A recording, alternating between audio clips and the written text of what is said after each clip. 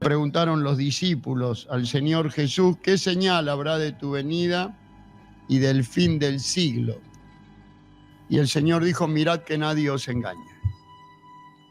O sea que la señal del último tiempo, cuando el Señor venga a reinar ya con nosotros, será el engaño. El apóstol Juan dijo, ahí en Juan 2:18, dijo, hijitos, ya es el último tiempo y el anticristo viene, dice. Así ahora han surgido muchos anticristos. Por eso conocemos que es el último tiempo. Dice, salieron de nosotros, pero no eran de nosotros. Para que se manifestase que no todos son de nosotros, dice Juan. O sea que el anticristo viene. El anticristo es todo lo contrario al Cristo. El Señor es el misterio de la piedad, es Dios manifestado en carne.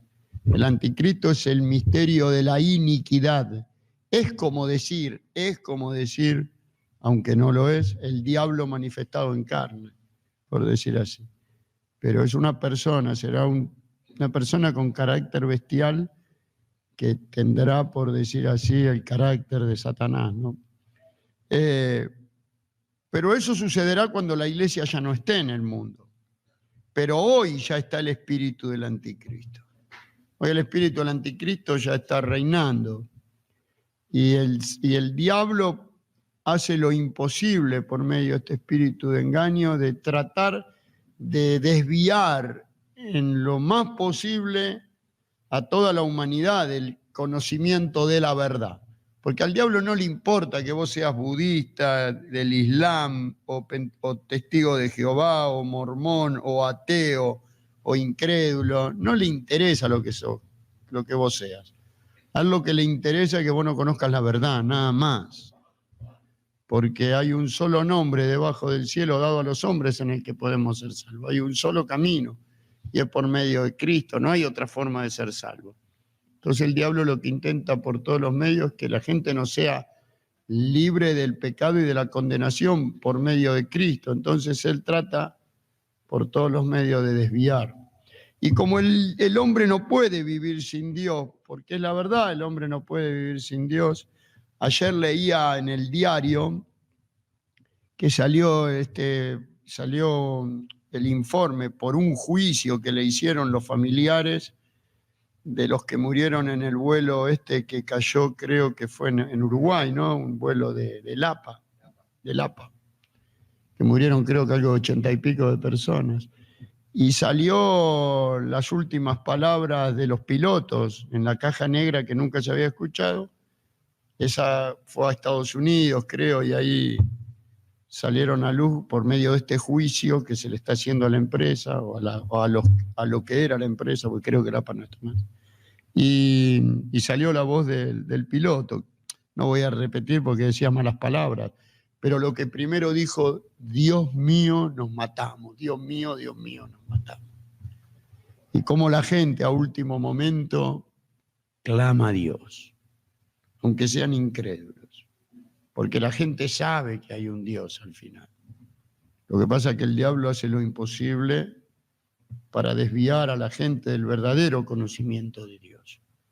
Y nosotros somos la iglesia, la única, sola y verdadera iglesia. Somos un puñadito, una partecita de esa iglesia que el Señor tiene en cada parte del mundo sus testigos, ¿no? Los verdaderos cristianos, los que hemos nacido de nuevo. Y somos la iglesia. Y como iglesia somos los responsables de ser la columna y baluarte de la verdad, los que tenemos que sostener esa verdad, transmitir esa verdad, proclamar esa verdad. Aunque eso nos tenga que llevar a sufrir consecuencias, desprecio, aunque la gente no nos quiera creer. No importa que no nos quiera creer. Nuestro deber es predicar la verdad y denunciar la mentira y el engaño. Y bueno, una de las más grandes mentiras que hoy ha invadido a la iglesia, que es una de las tantas obras maestras del diablo, ¿no? Para infiltrarse, para tratar de desviar, por decir así, a la iglesia, fue el carismatismo. El carismatismo es un movimiento Muchos creen que el carismatismo nació en la iglesia pentecostal. No, nada que ver. Que la iglesia pentecostal se haya transformado casi en su mayoría carismática es muy distinto, pero el carismatismo no empezó entre los cristianos. El carismatismo es un movimiento creado en el seno católico, entre los jesuitas. Los jesuitas son los responsables de todo lo que son los trabajos sucios de la curia, vendría a ser, del catolicismo.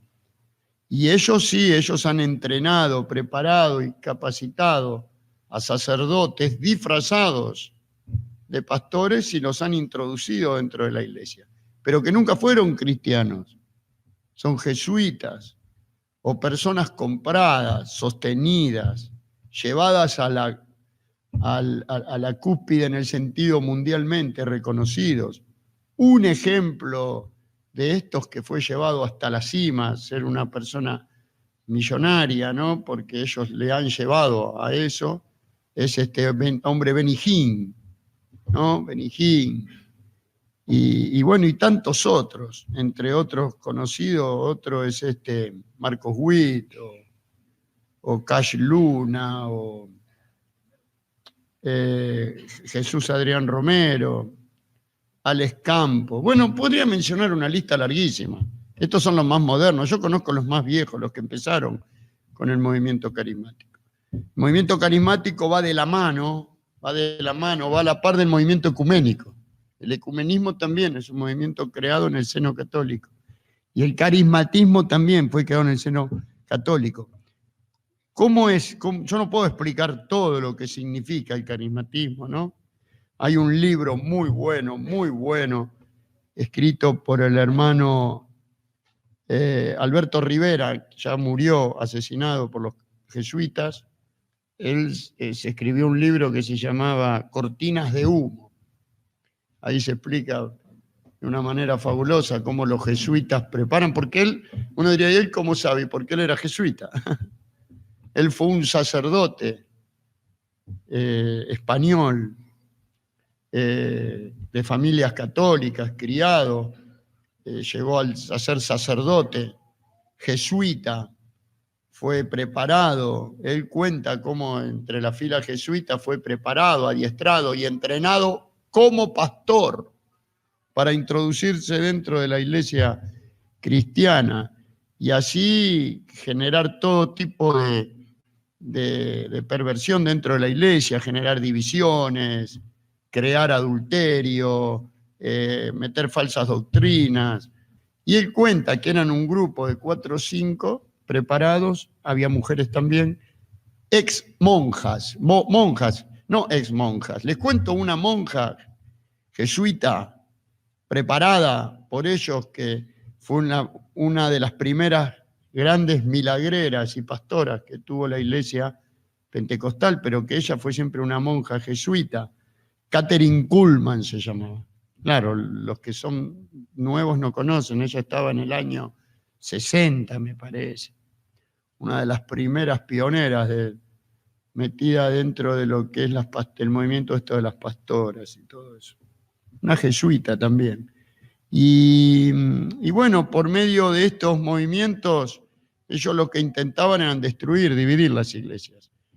Pero después se dieron cuenta que había una forma más fácil de meterse dentro de la iglesia y era creando el movimiento carismático. La palabra charismas vendría a ser en el griego, es una palabra bíblica. Porque ¿saben lo que significa charismas? Dones. O sea que todos nosotros, de alguna manera, somos carismáticos, porque tenemos un don, los cristianos. Charisma es dones, y todo cristiano tiene un don. Nada más que los carismáticos hacen énfasis en los dones que hoy ya no están más, que son los dones que les gusta a la gente, que es el don de milagros, por ejemplo, los dones de señales. Los dones de señales son el don de hacer milagros, el don de sanidad, el don de lenguas, el don de interpretación de lenguas. Esos son los dones de señales. Los dones de milagros que tuvo la iglesia son bíblicos, más vale, están en la Biblia, los tuvo la iglesia, pero la iglesia lo tuvo hasta un tiempo. hasta un tiempo. ¿Y por qué no los tuvo más? Y porque cuando se terminó de escribir la palabra, se terminaron esos dones, porque fueron dones que acompañaron a los primeros creyentes hasta que Dios presentó a la iglesia al mundo. Yo no sé si ustedes leyeron todo el Antiguo Testamento, pero si ustedes leen el Antiguo Testamento jamás van a ver a Adán o a Noé o a Abraham o a Isaac o a Jacob haciendo milagros. Dios, si hubiera querido, le hubiera dicho a Noé que haga el milagro de construir el arca en un día, pero no lo hizo. Tuvo que trabajar 120 años. Pero sí hubo un tiempo donde hubo milagros en el pueblo de Israel. ¿Y saben con quién empezaron los milagros? ¿Con quién? Con Moisés. ¿Y por qué comenzó con Moisés los milagros? Porque Dios quería presentar al mundo a Israel. Entonces lo libertó de Egipto con gran poder y milagros y potencia. Por eso le dijo un día que le dijo Dios a Moisés que él había endurecido el corazón de Faraón para hacer grande su nombre, para dar a conocer su nombre al mundo entero. Porque lo que sucedió en Egipto con esas plagas, esos desastres que sucedieron, esas terribles plagas que cayeron y todos los milagros que Dios hizo sepultando el ejército de Faraón debajo de las aguas, abriendo el mar, ¿no? Y todos los milagros, como Dios después sostuvo en el desierto de Israel, fueron milagros que sucedieron nada más que en ese tiempo, hasta que Israel después estuvo en el desierto, después se acabaron los milagros. El último milagro que terminó por suceder, ¿saben cuál fue? Cuando cesó el maná, que caía milagrosamente durante 40 años mientras Israel estaba en el desierto. Y después los milagros comienzan, ¿saben con quién? Después de muchos años, ¿saben con quién? Con Elías. Con Josué fue lo del muro, que cayó el muro, sí, de una manera milagrosa, pero fue eso nada más. Después sí, Dios siempre sostuvo su pueblo por medio de guerras que las ganaban milagrosamente, pero no había los milagros que había como los que hizo Elías, por ejemplo, cuando hizo descender fuego del cielo, o los que hizo Eliseo, que fueron mucho más que Elías. ¿Pero por qué? Porque fue un tiempo donde Israel había abandonado a Dios, se había vuelto al paganismo, a la idolatría. Entonces, por medio de los profetas, Dios confirmaba su palabra a través de esos milagros. Y después terminaron los milagros, hasta que vino la iglesia. Entonces, cuando comenzó la iglesia, vino el Señor Jesús, la piedra fundamental del ángulo sobre el cual se edificó la iglesia, y el Señor sí vino haciendo milagros. ¿Por qué? Y porque los milagros del Señor confirmaban que Él era el Mesías prometido, que Él era de aquel que los profetas ya hablaban, que daría vista a los ciegos, haría caminar a los paralíticos, resucitaría a los muertos. Él mismo moriría y resucitaría. Su mismo nacimiento fue de una manera sobrenatural, porque Él era Dios mismo, el Hijo de Dios, y todos los milagros confirmaban que Él era el Cristo, el Mesías prometido. Pero cuando la iglesia comienza, luego de la muerte y resurrección con los apóstoles, comienza una era de milagros, porque había que presentar al mundo la iglesia y acreditar que aquellos que salieron a predicar los apóstoles eran enviados por Jesús. ¿Y cómo acreditaban? ¿Cómo decían que lo que ellos predicaban era verdad? Por los milagros que les acompañaban. Pero después los milagros terminaron. El mismo Pablo tuvo que dejar enfermo no pudo sanar a Trófimo, ni al, ¿cómo se llama el otro? Epafrodito, y al mismo Timoteo le mandó a que toma un poco de vino por causa de su enfermedad, no lo pudo curar. Y aún más, inclusive les digo más, el propio Pablo estaba enfermo y dice que lo oró 3 veces para ser sanado y no fue sanado. El Señor le dijo, bástate mi gracia. Y el carismatismo, ¿qué es lo que hace? Comienza un movimiento. Yo estaba leyendo un libro interesantísimo de los primeros que escribieron, como Jerónimo, el padre Agustín, los padres de la iglesia en su tiempo. Ellos mismos mencionaban que no existían más los milagros y que las lenguas no existían más. Jamás se hablaba de hablar en lenguas.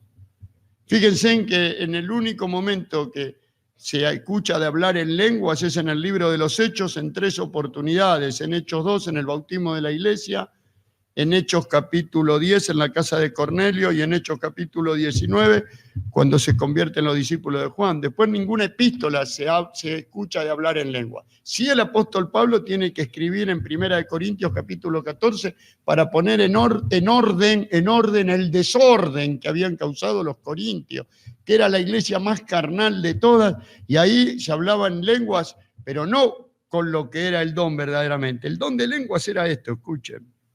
El don de lenguas era predicar el evangelio en otros idiomas que los apóstoles no conocían, los discípulos no conocían.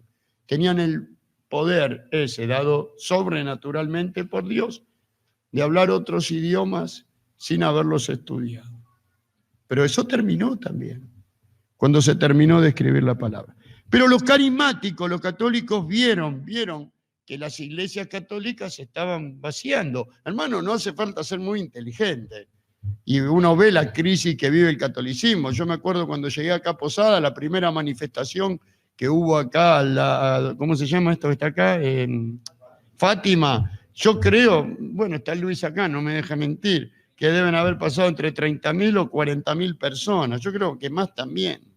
Yo me animé a decir por radio en esa época que eran casi 50.000 los que pasaron. Era impresionante, era una masa de gente que venía. Y ahora en esta última peregrinación, si eran 3.000, eran muchos.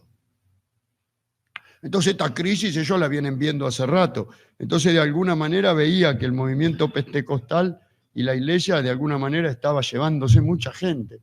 Y vieron como el pentecostalismo, cuidado, no se van a ofender si alguien es pentecostales, pues yo amo a los pentecostales, pero las doctrinas pentecostales, muchas de las doctrinas pentecostales son falsas doctrinas.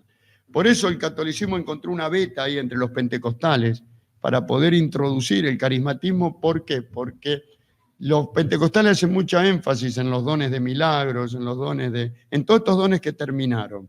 Y los católicos vieron eso.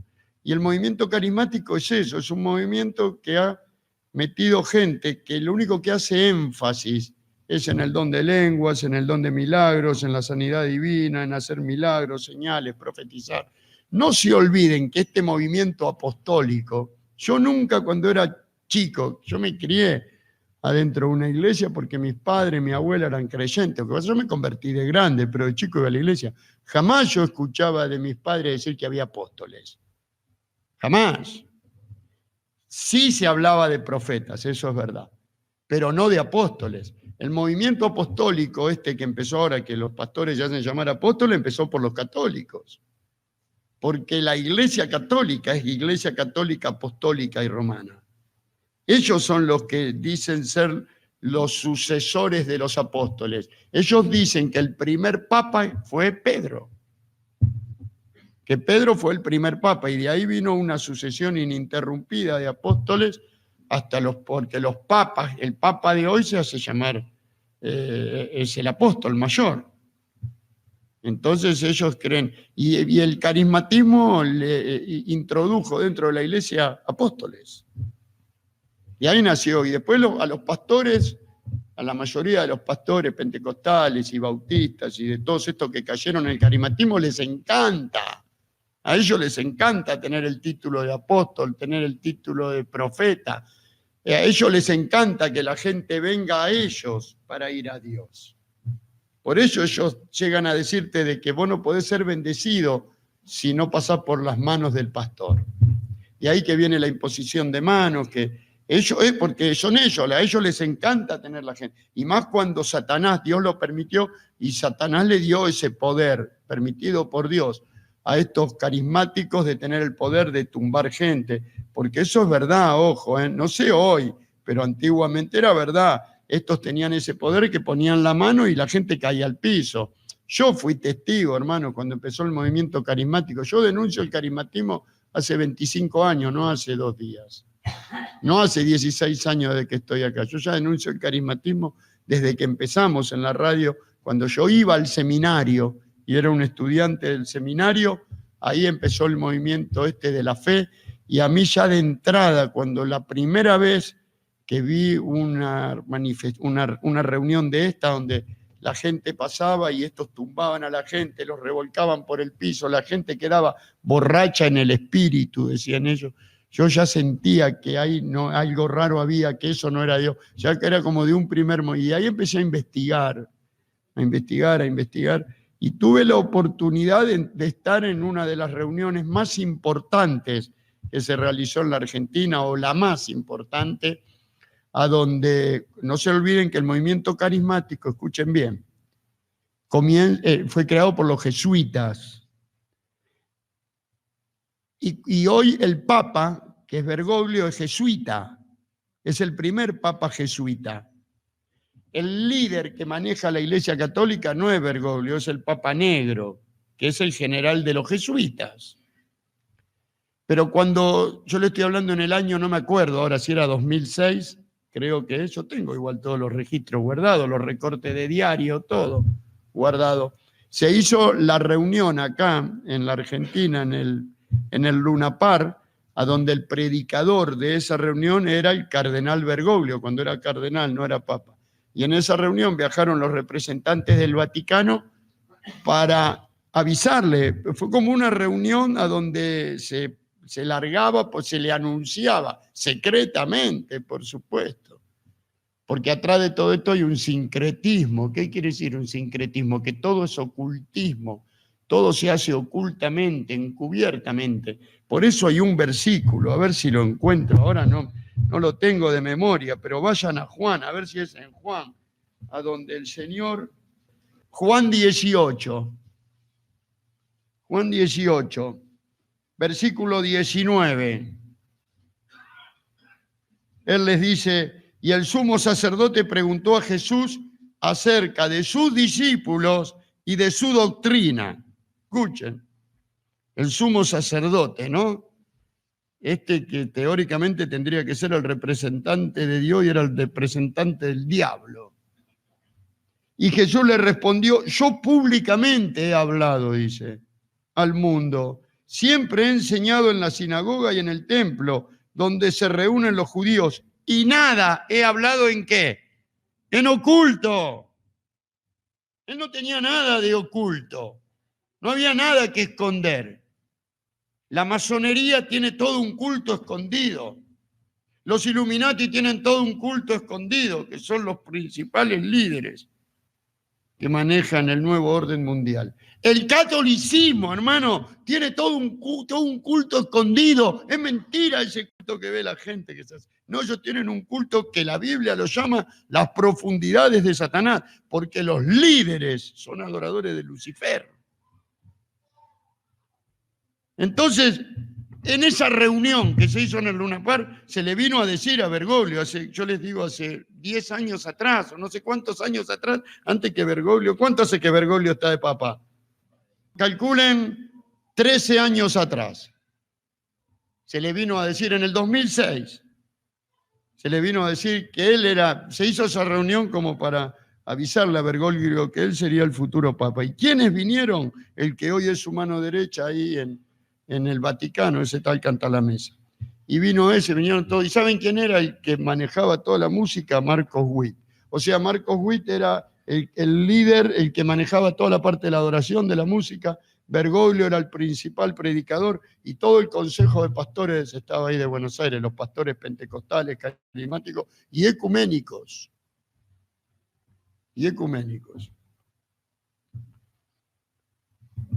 Por eso el carismatismo, hermanos, encontró una veta para meterse dentro de las iglesias a través de este movimiento carismático y ecuménico. Por eso ahí se reunieron todas las iglesias y todos están de acuerdo unos con los otros. ¿Pero por qué? Porque hay mucho dinero en el medio.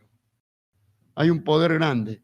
Pero el problema de todo esto es que todas las personas que nacen en este movimiento carismático, yo creo que la gran mayoría son hijos de muerte, nunca obtienen la vida. Pero bueno, a nosotros nos tiene que interesar lo que dice la Biblia. ¿Para qué? Por dos cosas. Primero, para que nosotros sepamos en qué terreno estamos parados. que aunque nosotros veamos que la gran masa de la iglesia va atrás de este movimiento y nosotros vemos que somos un puñadito, podemos ser tentados por Satanás a pensar que nosotros somos los equivocados. Que ¿por qué no nos modernizamos? ¿Por qué no somos modernos como los demás? ¿Por qué no le damos esa libertad al Espíritu Santo? Porque el movimiento carismático hace énfasis no solo en los dones, en los charismas, en los dones, sino en el Espíritu Santo. Todo este movimiento es un movimiento donde se adora, se canta, se le pide, se le alaba al Espíritu Santo. Y es todo lo contrario a lo que Cristo nos enseñó en su palabra, que al Espíritu Santo no hay que adorarlo. Entonces, ¿por qué ellos desvían la atención al Espíritu Santo si total al final ellos te dicen el Espíritu Santo es Dios? Porque así desvían la atención de ¿quién? ¿Quién es el que me salva? ¿El Espíritu Santo murió en la cruz? ¿El Espíritu Santo es el que derramó su sangre? No. El Espíritu Santo hizo la obra de redención. ¿El Espíritu Santo es mi paz? No. La paz fue hecha por el Señor Jesucristo. El sacrificio fue hecho por el Señor Jesucristo. Jesús, ¿qué dijo antes de morir? Si yo no me fuera, ¿qué dijo? El Espíritu no vendría. Es necesario que yo me vaya, dice, para que el Espíritu venga. Pero cuando Él venga, el Espíritu Santo os guiará a toda la verdad. Os recordará, dice, todo lo que yo os he enseñado. Él me glorificará, dice, porque tomará de lo mío y os lo hará saber. El Espíritu Santo es nuestras arras, el Espíritu Santo es nuestra unción, el Espíritu Santo es la tercera persona de la Trinidad que mora en nuestros corazones. Es el Espíritu de verdad, es el Consolador. ¿Cuántos títulos tiene el Espíritu de verdad? Pero vino para glorificar a Cristo. Por eso siempre decimos que en la creación y en todo el plan de la creación y la redención trabajó toda la Trinidad. El Padre es el que traza el plan, el Hijo es el que lo ejecuta. De aquí que vengo, Dios, para hacer tu voluntad. Y el Espíritu Santo es el que lo da a conocer y a entender. Si no tuviéramos el Espíritu Santo, jamás entenderíamos todo el propósito y el pensamiento y los planes de Dios. El Espíritu Santo es el que nos permite conocer lo profundo de Dios. Por eso nosotros entendemos. Por eso, pero la gente del mundo no lo entiende. ¿Por qué? Porque no tienen el Espíritu Santo. Por eso una persona que cae bajo estos groseros errores del carismatismo, uno podría creer que nunca fue salvo. Porque ellos recibieron un espíritu, pero no el Espíritu Santo. Miren, 2 de Corintios, capítulo 11, dice, versículo 3, 11:3, pero temo que como la serpiente ¿quién es? Satanás. Pero temo que como la serpiente con su astucia engañó a Eva, vuestros sentidos sean de alguna manera extraviados de la sincera fidelidad a Cristo. Porque si viene algún carismático, acá podemos cambiar la palabra, o si viene algún, comillas acá, supuesto apóstol, si viene alguno predicando a otro Jesús, que el que os hemos predicado, o si recibís otro espíritu, ¿ven? Que el que habéis recibido, u otro evangelio, que el que habéis aceptado, bien lo toleráis, dice. O sea, que esta gente predican lo mismo, nada más que falso. A un Jesús te ofrecen un espíritu y predican un evangelio, pero que no es el evangelio que nos manda la palabra.